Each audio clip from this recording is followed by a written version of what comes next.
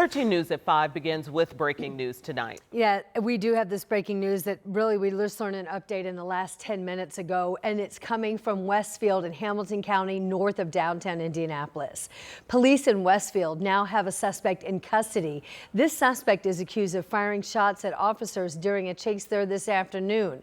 When we heard news of this, our Logan Gay rushed to the scene when we first learned of this, and that was around, what would you say, 2:30 this afternoon? Yes, took some time to get up there. So she joins us live from Hamilton County tonight. Logan, fill us in on what you've learned. Well, yes, Westfield police confirmed during a press conference that they have apprehended that suspect that they were looking for. They didn't say where, though. They didn't take any questions during that press conference, but we are still actively working to get that information. But let's rewind a little bit about how we got here and what happened. So around 4 o'clock, I reported that Westfield police were looking for an armed suspect. They say it started with a car chase. That suspect refused to pull over their vehicle. Instead, he crashed into a ditch, got out and started firing shots at the officers, then took off. Then officers started alerting neighbors and residents to stay in their homes while they continued their search for that suspect. Indiana State Police also aided in that search with their own helicopters in the air. Now, no officers were injured in this shooting, and Westfield Police say that they are going to give us more updates as they come out. When they do, of course, we will update you as soon as possible. All right, Logan, thank you so much. We'll check back in with you. And we are also following breaking news out of Greenwood tonight. That's where a person is now in the hospital after a car crashed into a pond. So we want to give you a live look at where it happened just about an hour ago near East Worthsville Road and County Road 75 East. We do not know the condition of the person firefighters have pulled from the water. We have a crew at the scene. We are going to keep you updated as they work to learn more and stay on top of this information. And also more breaking news, this time from the Indiana State House. That's where Indiana Governor Mike Braun confirming in just the last half hour that Vice President J.D. Vance is coming to Indianapolis this week. That visit is set for Thursday. And all of this comes amid a nationwide redistricting push in Republican-led states. Governor Braun saying today that they anticipate discussing a broad array of topics and says that any discussion of redistricting in Indiana would be exploratory at this point. Emily Longnecker was there when the governor made the announcement today, and then she went and got some feedback and response from the Democratic leaders on the redistricting efforts in Indiana. And she'll bring us the very latest as our coverage continues here tonight at 5:30. Developing tonight, the Johnson County coroner is working to determine how a mother and her young son ended up dead in a Greenwood home. This is an update to a story that we brought you as breaking news right here at 5 o'clock at this time on Monday.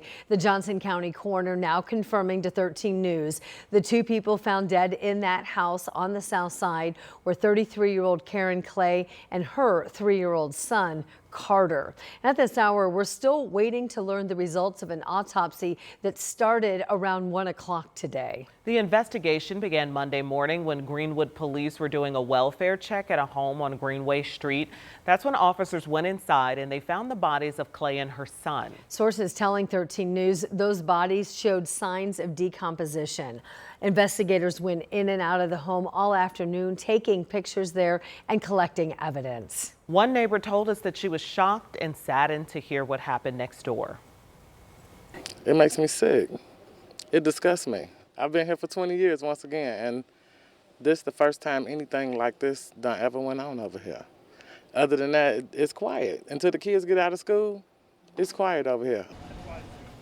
Our Ashton Hackman spoke with Clay's mother and grandmother of the 3-year-old boy. She told us that her family understandably is heartbroken and shocked to hear what happened. And right now they too are anxiously awaiting for answers.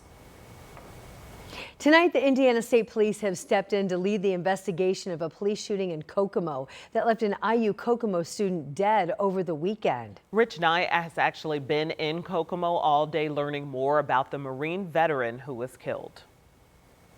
30-year-old Jonathan Landis lived here at the University Park apartment complex.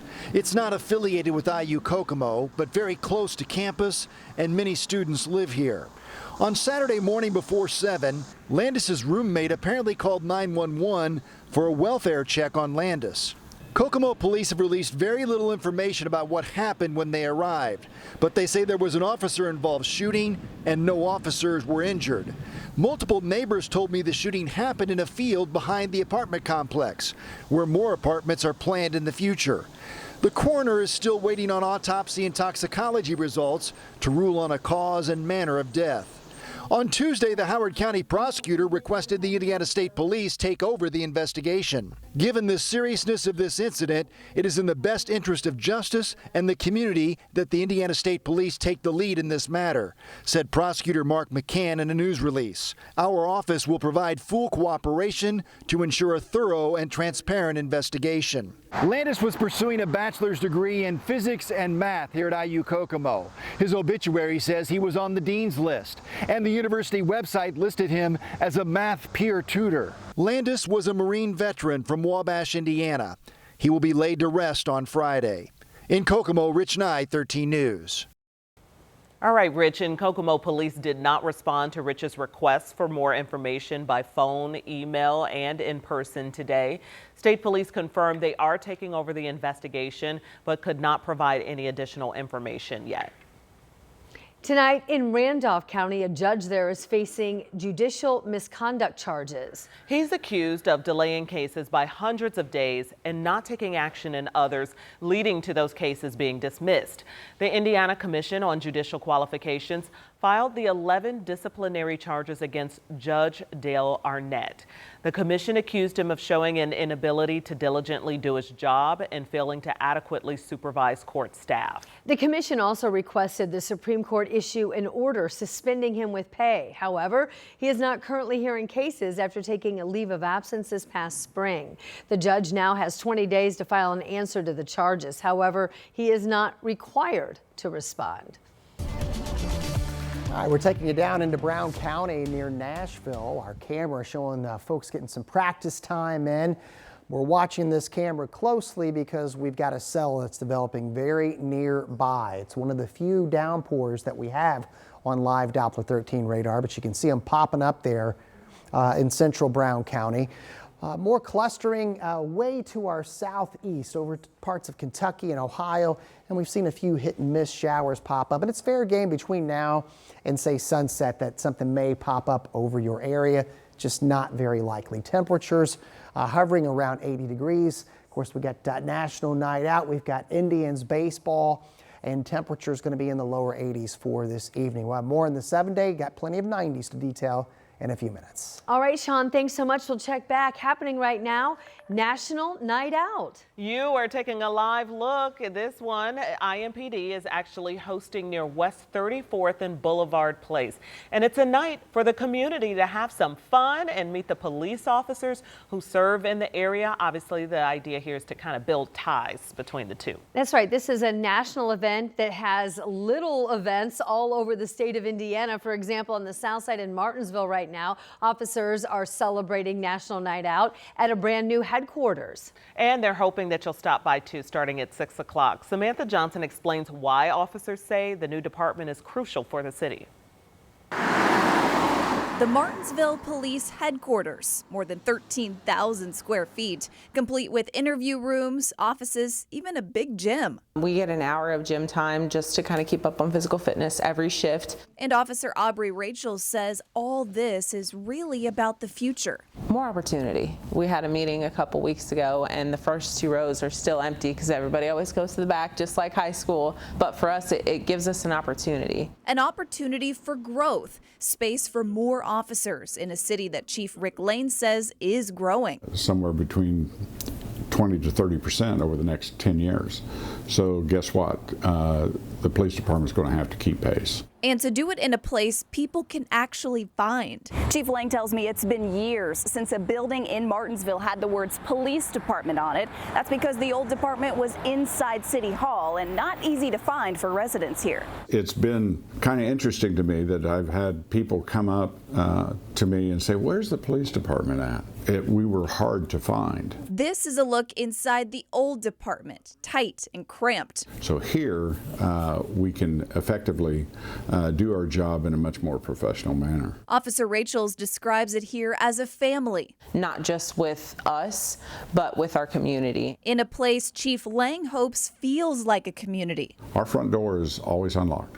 This facility here lets people know where to go to find the police and find the firefighters. We're here side by side, and I just think that's great for the city.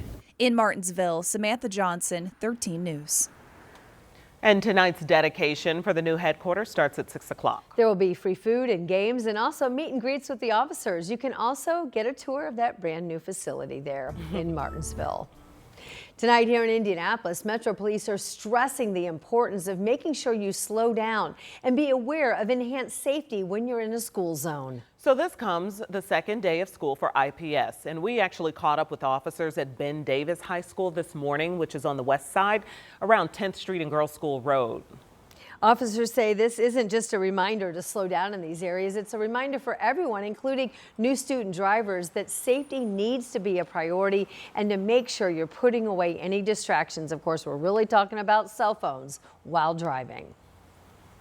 It doesn't take long, to look down at your phone or to pick something up off the seat or something like that, to where you're traveling a decent distance and the environment around you can change in just a few seconds. Whether it's a car stopping in front of you, a pedestrian stepping off the sidewalk. You'll also notice that some of the school zone signs across Indy are new. They've been enhanced with lights on them as well, trying to make it easier for drivers to see them and slow down, recognize that students are nearby.